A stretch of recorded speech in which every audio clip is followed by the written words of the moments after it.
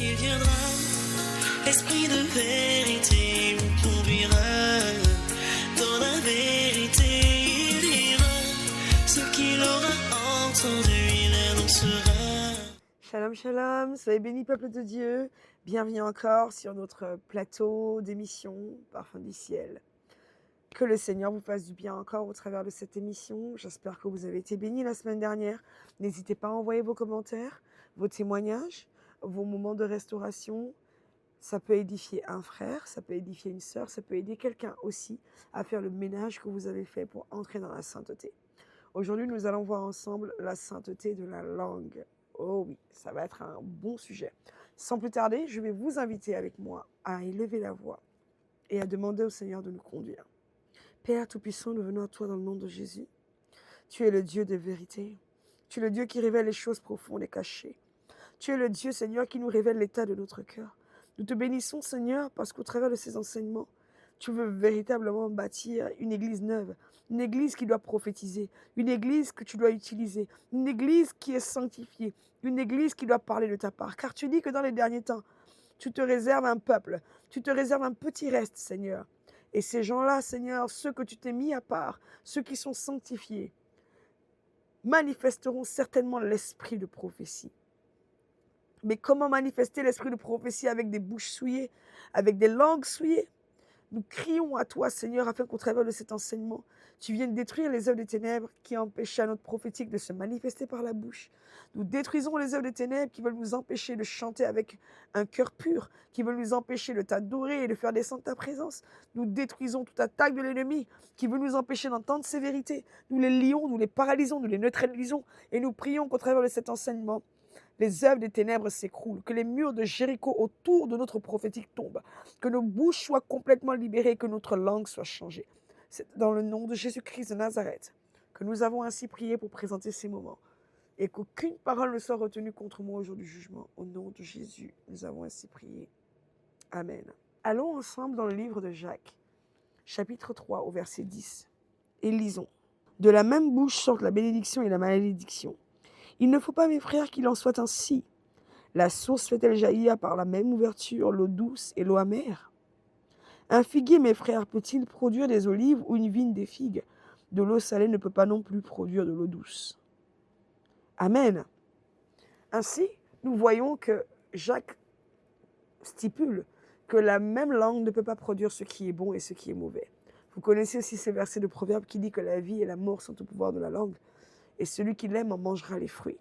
Donc si vous aimez votre langue, prenez-en soin et libérez la vie au lieu de libérer la mort. Voici aujourd'hui quelques exemples que le Seigneur m'a donnés. Dans un songe, j'étais dans le corps d'une personne. J'arrive à un endroit où il y avait la prière. Et pendant ce moment, un homme de Dieu était en train de prophétiser. Et j'étais en train d'attendre en me disant, oui, il va prophétiser sur moi.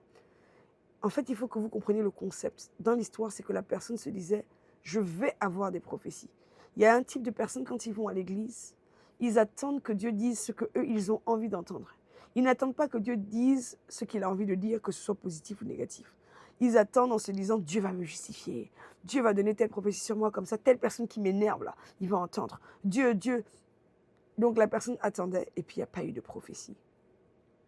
À un moment, je vois la personne qui se lève, donc qui sort de la pièce en colère. Et son mari était assis au fond et son mari dit « Surtout ne me quitte pas ». Sous-entendu, tout le temps que cette personne était là, pendant le temps des prophéties, elle attendait que Dieu dise quelque chose pour la justifier dans le projet qu'elle avait de divorcer avec son mari. En mode, comme je lui reproche des choses, certainement Dieu va dire « Toi, femme, tu es tellement dans la souffrance. Voici que, c'est moi qui interprète, hein. Voici que, et donc ça allait la justifier, et du coup, son projet qui était déjà là de pouvoir quitter le mari, allait devenir concret parce que Dieu l'aurait justifié devant tout le monde. Ensuite, la même personne sort. Lorsqu'elle sort du lieu, elle échange avec son mari. Mais là, s'il vous plaît, ce n'était pas un échange de « je te reproche de ne pas m'avoir donné de l'argent de poche » ou « je te reproche de ne pas avoir mangé mon repas ». C'était des insultes. Mais c'est comme si en fait, elle avait accumulé, je ne sais pas moi, 40 ans de colère contre lui. 40 ans de reproches, 40 ans de murmures, 40 ans de haine, 40 ans, mais elle s'est mise à dire des choses qui étaient tellement horribles. J'ai dit, mais c'est pas possible de sortir tout ça d'une bouche. Elle parlait. Tu te prends pour qui? T'es voilà. Je vais pas répéter, mais des gros mots. Elle l'a insulté, elle l'a incendié. Elle lui rappelait ses erreurs. T'as fait ci, t'as fait ça, t'as fait comme ci, t'as fait comme ça, t'as fait comme ci. Il lui a répondu 2, 3 trucs, mais elle a passé tout son temps à lui dire des choses graves. Ça, c'était le tableau numéro 1. Tableau numéro 2. Dans le tableau numéro 2, je vois une jeune fille habillée comme une indienne. Donc, je comprends qu'elle est indienne. Et moi, je suis dans la peau de quelqu'un qui lui parle de ce qu'elle a fait. Et je la poursuis dans la rue. Et j'ai dit, toi là, tu penses que Dieu, il t'a pas vu? Et elle voulait que je me taise et se retourner en mode, mais les gens, ils vont écouter. Bon, laissez-moi vous expliquer le concept des Indiens pour que vous compreniez l'histoire. Le concept des Indiens, c'est que les Indiennes sont souvent obnubilées par le mariage. Quand vous rencontrez une jeune Indienne, tous les jours, son projet, c'est avoir un copain. C'est quoi ton projet? Il faut que j'ai un copain. Pourquoi tu dois avoir un copain? Parce qu'il faut que je me marie. C'est le mariage qui lui permet de sortir de la maison de son père et de sa mère. Donc, elle va mettre toute son énergie à avoir un copain indien idéalement, bien entendu, pas autre chose qu'indien, pour pouvoir sortir de la maison familiale. Comme si pour elle, c'était une prison. Et donc, quand ce copain va arriver, copain 1, copain 2, copain 3, elle va lui dire, je n'ai pas le droit de griller ma virginité pour le mariage. Ça aussi, c'est le cas des pays islamiques. J'ai vécu au Sénégal et je peux vous dire que j'en ai entendu des stories. Elles n'ont pas le droit de griller leur virginité, donc elles vont faire tout ce que vous pouvez imaginer, sauf passer par la voie principale. Et donc, elle a dû faire à ses différents copains, touchez-moi ici, passez par là-bas, faites ceci, faites cela, en mode, j'ai envie de goûter, en attendant la date du mariage, mais tant que vous ne passez pas par devant, ça préserve mon témoignage, en fait. Et elle s'est crue très intelligente parce qu'elle se disait qu'en faisant ainsi, vu que tout le monde vérifiera qu'elle s'est mariée vierge, donc tout va bien. Et là, ce qui sortait de ma bouche, dans la vision, je disais, toutes les personnes avec qui tu as été, donc je suppose avant le mariage, ça a été juste des copains, ensuite ils n'ont plus voulu d'elle, ils se sont séparés. Il y en a eu un autre jusqu'à celui qui l'a épousée. Je dis tout ce que tu leur as fait faire. Donc je comprends qu'elle leur a demandé fais-moi ci, fais-moi ça, fais-moi ci, touche-moi là. Je dis tout ce que tu leur as fait faire n'est pas considéré comme s'ils n'avaient pas péché. Tu penses et eux ils pensent qu'ils n'ont pas péché. Mais je t'informe qu'au travers de ce que vous avez fait avant le mariage, qui pour toi n'est pas à confesser, n'est pas à raconter parce que vous n'avez pas pris ta virginité, vous amènera en enfer. Et là, je rentrais dans les paramètres. Tu leur as fait faire des choses. Ils t'ont touché, ils t'ont mâché. Et puis, devant les gens, elle marchait vite en mode, tais-toi. Elle me regardait derrière en mode, mais tais-toi, ne dis pas ça, tout le monde va t'entendre. Et je disais, dis-leur qu'ils iront en enfer. Et toi aussi, tu iras en enfer. Parce que ces choses-là, tu ne les as pas confessées et tu penses que ce n'est pas grave. Bon, l'un dans l'autre, je parlais un peu mal dans le rêve. Mais il y a l'information qui circulait. Comme quoi, si toi qui me regardes, tu as fait des choses avant ton mariage, en te disant, je ne suis pas passé par la voie principale parce que je dois me marier vierge, mais tu t'es laissé toucher partout ailleurs.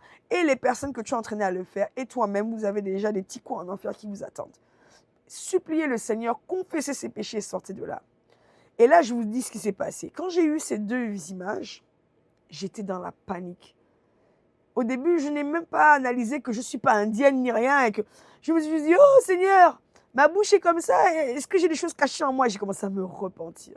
Le temps de comprendre que ce n'était pas moi. Me repentir, Seigneur, s'il te plaît. Et après, je dis, Seigneur, il faut que tu me montres. C'est pas possible.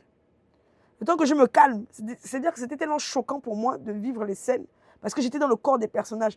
Si vous avez un appel prophétique, souvent Dieu va vous mettre à la place des personnes, mais aussi des entités. Moi, il m'est déjà arrivé d'être à la place du vent. Il m'est déjà arrivé d'être à la place des microbes. Il m'est déjà arrivé d'être à la place ou d'être simplement le spectateur extérieur. C'est-à-dire que dans le prophétique, parfois, pour mieux comprendre ce qui se passe, Dieu va vous mettre exactement dans la peau du personnage. Quand je dis du microbe, c'est-à-dire que Dieu m'a même mis dans le vent et je vois comment le vent passe sous la porte. Et en fait, je vis la situation, je vis le déplacement, je vois comment les microbes envahissent et il me fait comprendre comment les microbes vont opérer. Quel va être le système opératoire, de quelle manière ils vont infecter. Je suis dans le microbe et il me fait comprendre, regarde comment les microbes vont polluer, regarde de quelle manière ils vont pénétrer dans les maisons, regarde de quelle manière cette maladie va toucher le monde, regarde. Et quand je me réveille, je dis, oh là là, j'étais un vent, j'étais un microbe, ou j'étais à l'intérieur du corps d'une personne. Mais le temps que je percute que ce n'est pas moi, bah, je me reprends d'abord. On ne sait jamais. Peut-être que c'est au fond de moi, peut-être que c'est un caractère caché, peut-être que c'est un truc que j'ignore de moi. Et donc, le Seigneur me donne encore une troisième image. Bon, là, c'était un homme. Un homme avec un teint basané, un teint un peu comme moi, peut-être un peu plus clair, un métis. Il était mince et en fait, il parlait mal. Et il parlait tellement mal. J'ai dû prendre les lingettes pour bébé et j'essayais de nettoyer sa bouche. Mais là, ce qui était choquant, c'est que quand je passais la lingette sur lui, je retournais la lingette, c'était du caca. En fait, dans le monde spirituel, quand vous parlez mal, quand vous vous exprimez mal, dans le monde spirituel, votre bouche peut ressembler à une bouche de cabinet, des toilettes WC. Quand il y a une personne qui est tout le temps en train de critiquer, tout le temps en train de calomnier, tout le temps en train de dire des choses méchantes sur les gens, spirituellement, vous pouvez rêver du visage de la sœur ou du frère et de voir à la place de sa bouche des toilettes. Si vous voyez ça, cela signifie que la personne critique trop, qu'elle parle mal, qu'elle est tout le temps dans des murmures, qu'elle est tout le temps en train d'imaginer ah, l'autre a dit, l'autre a fait, l'autre a raconté. Elle est tout le temps en train de laisser sa langue sortir. Ça va dans tous les sens et ça balaie.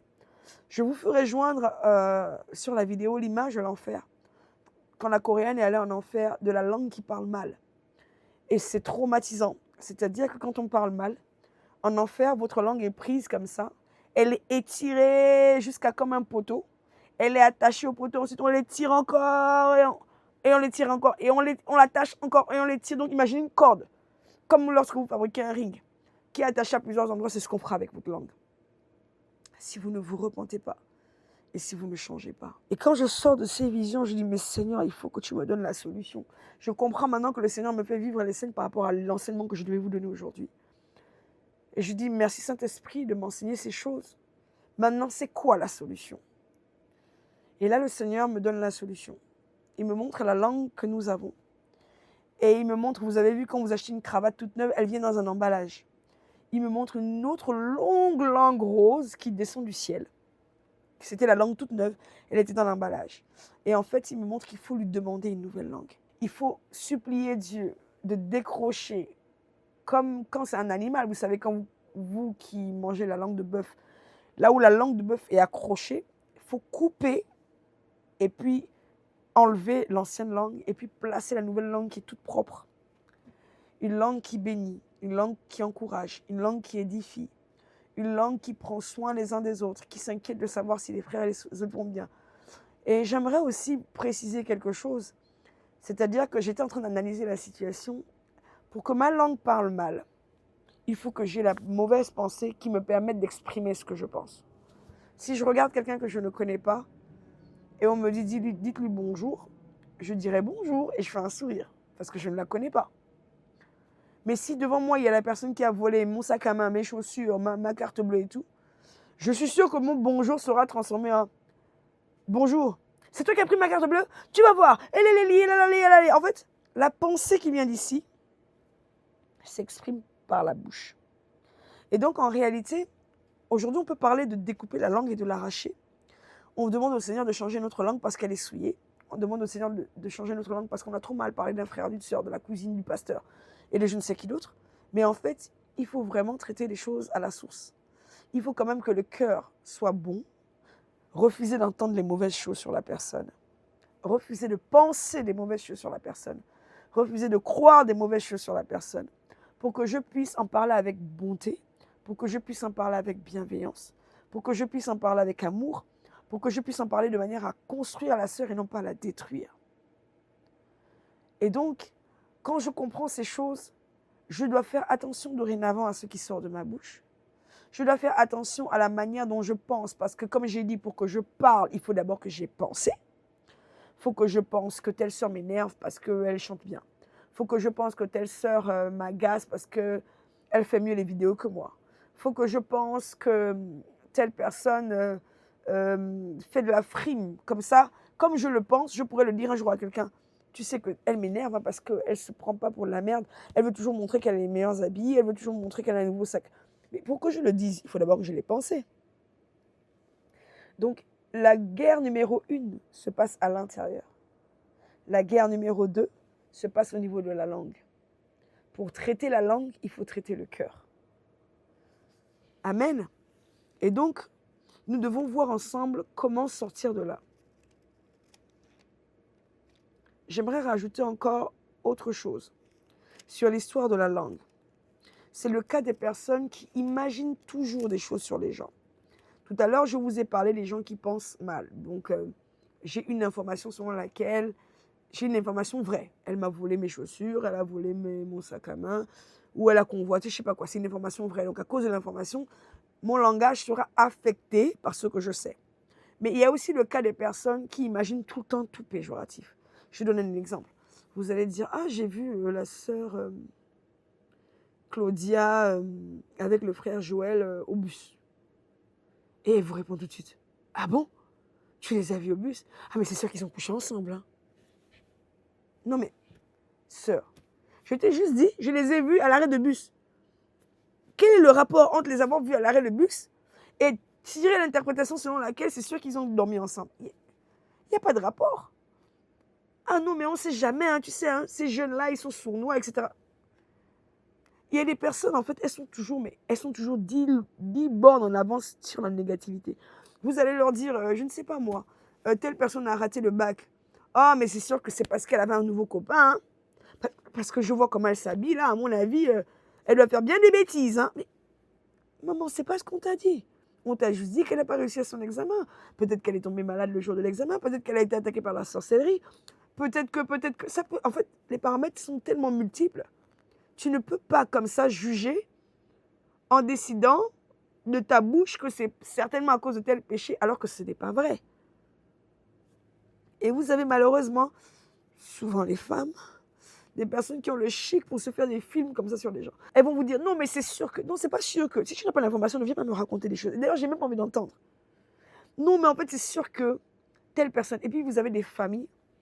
Écoutez, je vous le dis en connaissance de cause. Hein. Vous avez des familles où c'est comme une entité qui se déplace de génération en génération.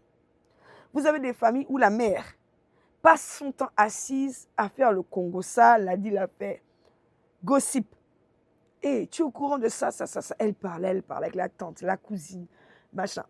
Vous observez, vous dites, bon, moi je suis chrétienne, maman, j'aime pas trop ça. Quand tu es dans tes affaires où tu calomnies la tante, la voisine, machin, ne m'appelle pas parce que je n'ai pas envie de ça. Et j'ai constaté que dans les mêmes familles, le même esprit se repaît souvent dans les enfants.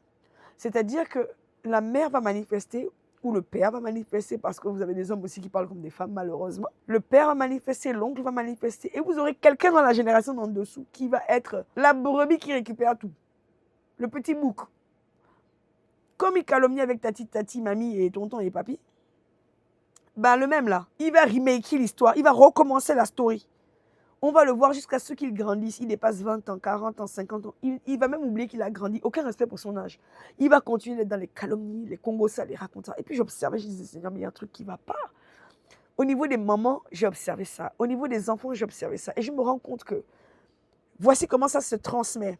Dans le cadre dont je parle, la fille, c'était la nièce, était mais pire que la maman. Elle était pire.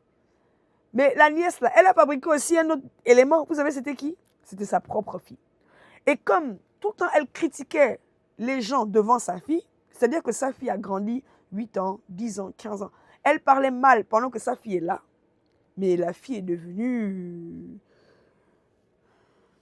avec des mots que je n'ose pas dire, un niveau de sournoiserie que vous n'imaginez pas. Parce qu'elle a tellement entendu des critiques. Elle a tellement entendu des calomnies que c'est comme une partie d'elle maintenant. Si tu vas lui dire, elle dit, ah oui, un tel, oh, laisse tomber, hein. Et puis tu regardes la petite, tu te demandes, mais elle sait ça comment? Parce que sa mère a tellement calomnié devant elle qu'elle prend le pied sur ce que sa mère a dit.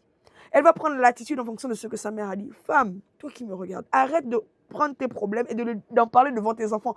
Tu es en train de fabriquer des vipères. Un jour, c'est toi qui pleuras en disant, ma fille parle mal de moi, ma fille me parle mal. Mais Comment tu as souvent mal parlé de un tel devant la fille? Tu as tellement mal parlé des gens de l'église, tu as tellement mal parlé des frères et des sœurs, que du coup, quand la petite grandit, la semence que tu as posée de calomnie en elle commence à se manifester. Tu es choqué que le premier cobaye soit toi? J'espère que je parle à quelqu'un. Moi, ce dont je suis en train de vous parler, ce sont des choses que j'ai observées dans ma propre famille. Ce sont des faits réels.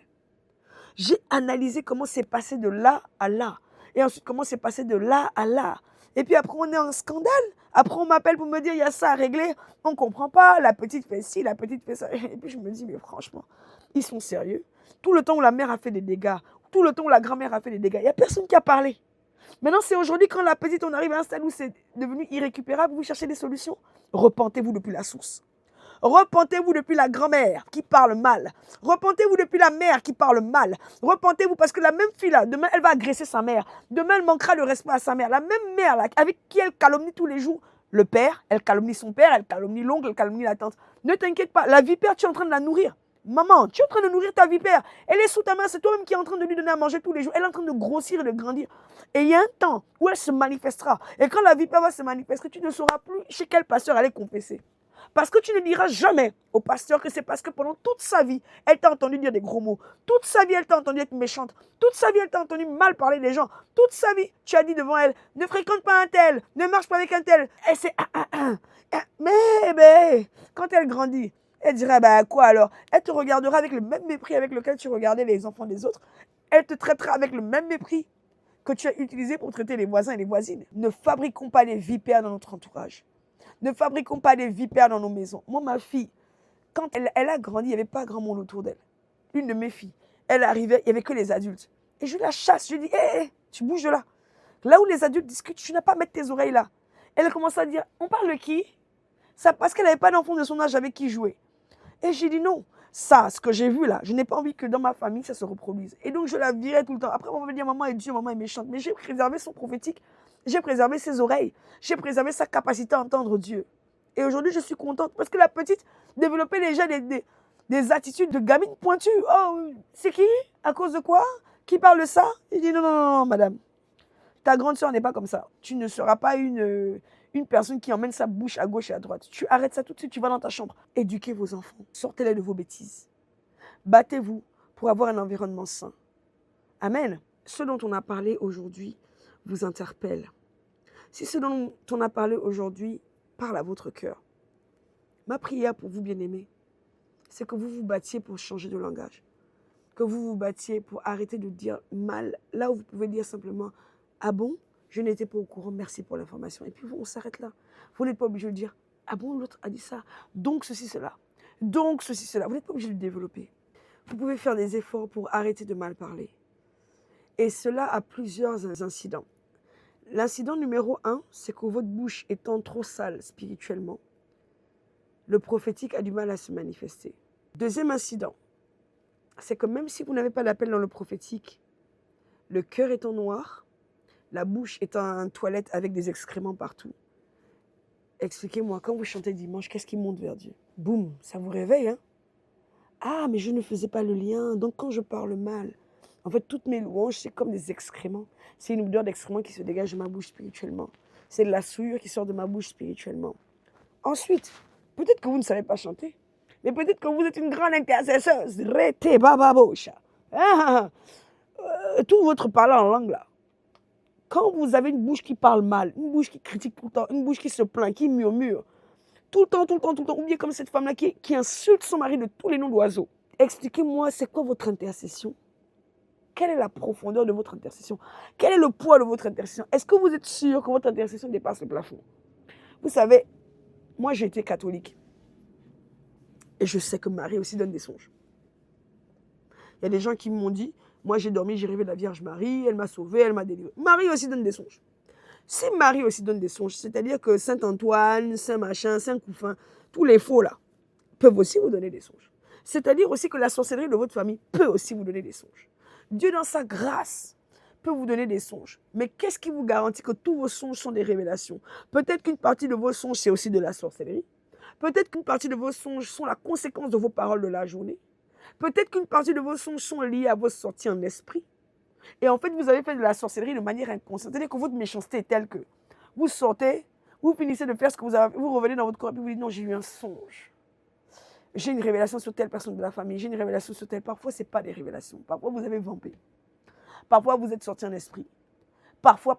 Je vous le dis et je vais vous donner un cas réel. J'ai habité avec quelqu'un en colocation. Cette personne faisait des sorties en esprit. Mais comme Dieu est bon, Dieu l'a aidé à se rendre compte qu'elle faisait des sorties en esprit. Elle expliquait même de quelle manière ça démarre. C'est-à-dire que quand elle est réveillée, en plein jour, pendant qu'elle est réveillée, elle expliquait même comment ça démarre. Elle sentait comment elle sortait de son corps. Et voici comment elle se trompait toute seule. Elle était amoureuse de quelqu'un. Elle était tellement amoureuse du frère que tout ce que le frère faisait le surveillait en esprit. Et donc elle disait, là j'ai une vision. Elle appelle. Gring, gring. Allô, frère Intel? Aujourd'hui, tu es sorti avec Lucie. Vous êtes allé au restaurant. Et puis le frère lui dit, mais comment tu sais? Elle dit, mais j'ai une vision. Écoutez bien ce que je suis en train de vous dire. Elle dit au frère, j'ai une vision. En réalité, ce n'était pas une vision. Parce que pendant que Lucie et Jaco sont au restaurant, ils ont vu l'esprit de la sœur là debout. En fait, elle est sortie en esprit. Sa sorcellerie et ses pensées étaient tellement mauvaises qu'elle est sortie en esprit, qu'elle est allée surveiller qu'ils étaient au restaurant tous les deux. Et elle rentre dans son corps et elle dit, oh, j'ai une vision. Mais ce n'était pas une vision, c'était la sorcellerie. Mais comme le frère était spirituel et qu'il a dû chasser son esprit, il dit à la sœur, sœur, l'esprit de un tel est là. On va prendre autorité, on va prier parce qu'elle est là, elle est en train de nous observer. Ils ont lié l'esprit, ils lui ont demandé gentiment pour ne pas la tuer. S'il te plaît, retourne dans ton corps. Quelques minutes après, elle appelle. J'ai une vision, tu es où là? Eh, Jesus, vous savez, quand on n'a pas la révélation des choses spirituelles, on peut être convaincu qu'on parle avec Dieu. Et puis, je l'écoutais, elle prie en langue, mais elle va prier pendant des heures, elle criait, elle prie en langue. Mais quelle intercession tu fais avec ton cœur mauvais? Dis-moi. Cœur de colère, c'est quelle intercession? Tu sors en esprit, tu vois des choses. Après, tu viens dire, homme de Dieu. Et comme toi-même, tu n'as pas discerné, tu vas dire, bon, j'ai rêvé qu'au pays, telle sœur a une maladie, c'est des sorciers qui l'attaquent. C'est faux. Tu étais avec eux. Tu sais, quand les sorciers sont réunis pour mettre la maladie là, tu étais assise avec eux. Ils ont mis la maladie, tu étais là, tu as tout vu et puis tu es retourné dans ton corps. Il y a des fois où ce n'est pas la révélation. Il y a des fois où des personnes, quand ton cœur est colérique, ton cœur est mauvais, ton cœur est méchant, ton cœur est... Il n'y a rien, il n'y a aucun fruit. Il y a une servante de Dieu qui a dit, elle prie en langue. Elle dit, elle prie. Et puis le Saint-Esprit l'arrête. Il dit, mais selon toi, c'est quelle parole en langue tu es en train de faire avec la colère dans ton cœur? Boum! Ça l'a choquée. Elle s'est arrêtée. En mode, ah bon? Eh bien oui. Le parlant en langue, l'intelligence se tait. Et le Saint-Esprit prend le relais. Mais ton parlant en langue, tu es en train de dire, ça m'énerve. Telle personne, si je pouvais l'attraper. Oh, mais je ne sais pas quoi. Si je pouvais l'écharper. Là, il m'a encore trompé, cet imbécile-là. Et si je pouvais le découper en 10 000 morceaux. Et si machin, et puis, oh, rabababacha, yakandaraba. En fait, c'est-à-dire que même si quelqu'un te regarde, on sent énervé. Tu es là, tu parles. Oh, c'est quel parlant en langue? Il n'y a pas Saint-Esprit là. Ma soeur, si tu pratiques ça, arrête. Et puis arrête de te tromper toi-même. Et puis, ce genre de personnes, vous savez comment elles font? Elles disent qu'elles sont prophétesses. Elles disent, non, moi, dans ma famille, je vois tout. Oh, parfois, tu vampes, ma chérie. C'est pas voir tout, tu as vampé. Dis d'abord à Dieu de nettoyer ton cœur. Comme dans le songe, là, quand j'ai prié en pensant que c'était moi. La femme qui attendait que la prophétie la justifie, là, parce qu'elle voulait quitter son mari, qui a traité son mari de tous les noms d'oiseaux. Dis, Seigneur, nettoie mon cœur. Sanctifie mon cœur. Consacre mon cœur.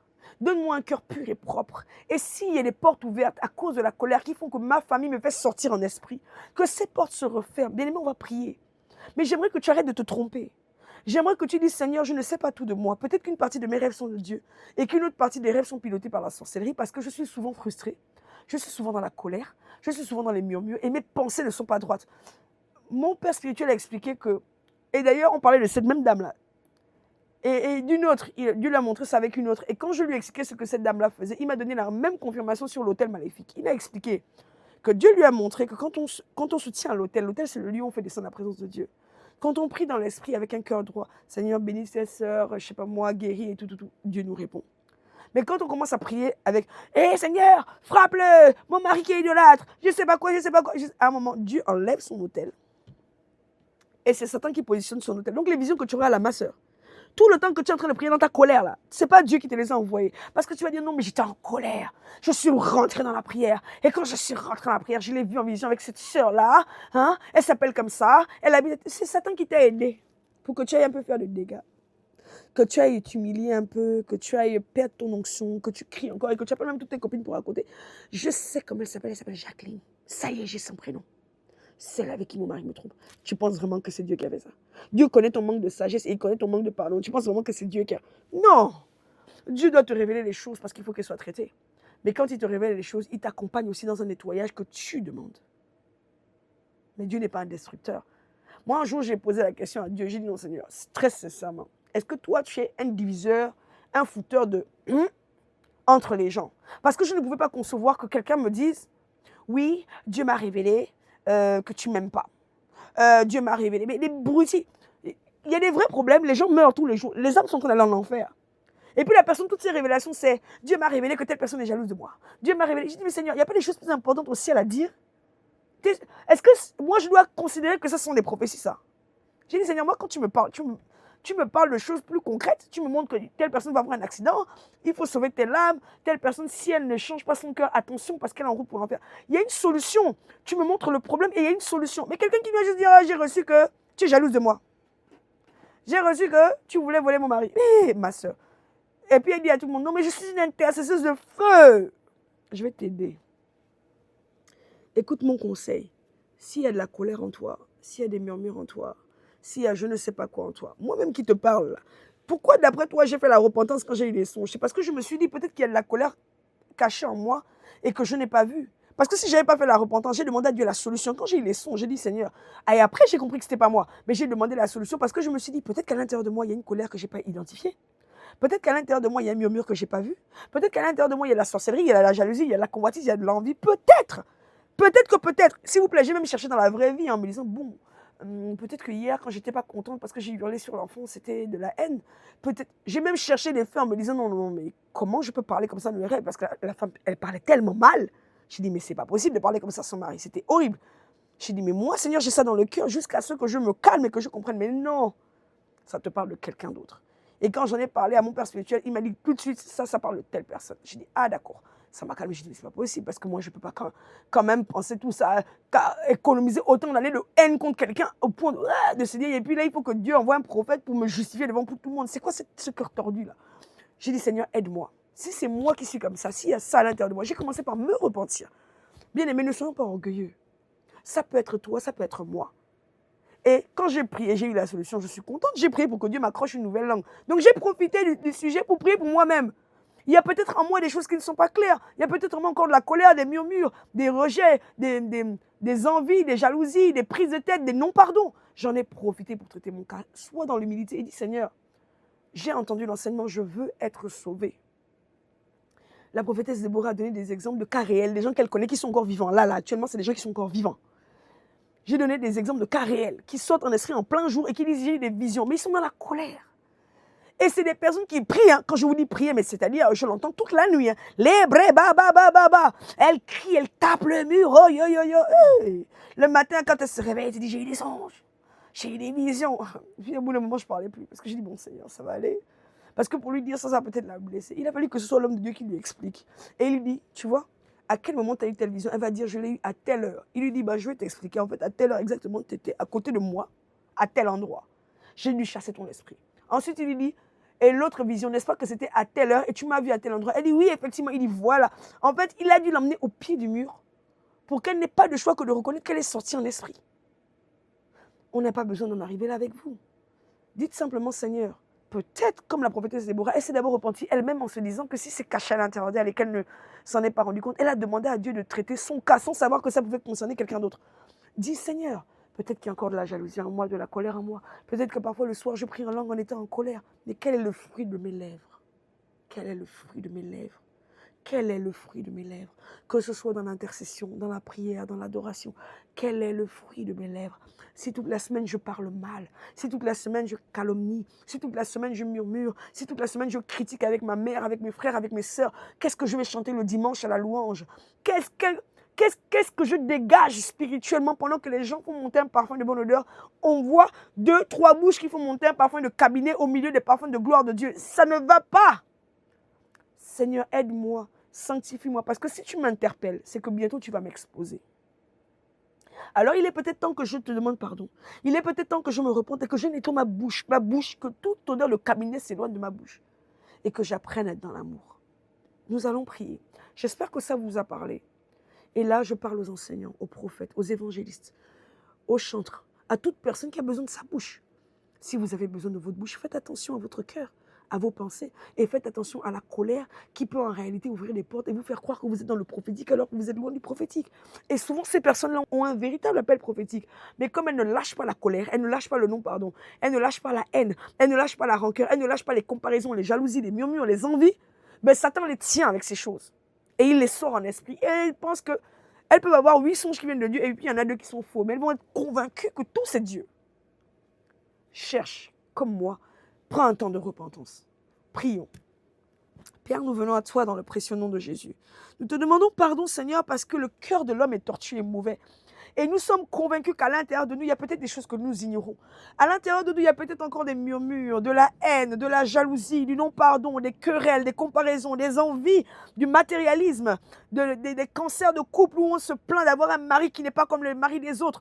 On jalouse les autres. On aurait envie d'avoir ce que les autres ont. Et on est tout le temps en train de parler. Et quand on le voit, on voit telle sœur, on est en train de penser à ce qu'elle nous a fait ou à ce qu'elle nous a dit. Et en fait, dès qu'on la voit, la haine monte dans notre cœur. Et c'est la raison pour laquelle dès que quelqu'un vient nous parler d'elle, on va rajouter un venin, on va rajouter une calomnie, on va rajouter. Traite notre cœur, aide-nous à arracher ce cœur qui murmure, qui ressasse les choses, ce cœur qui est méchant, ce cœur qui se souvient du mal qu'on nous a fait. Aide-nous à être comme Jésus. Aide-nous à déclarer pardonne-leur car ils ne savent pas ce qu'ils font. Aide-nous à décider de pardonner pour avancer. Aide-nous à décider de relâcher les uns pour avancer. Aide-nous à les laisser partir, à les laisser partir, les laisser partir. Aide-nous à les laisser, les libérer de la prison de notre cœur. Aide-nous à aimer.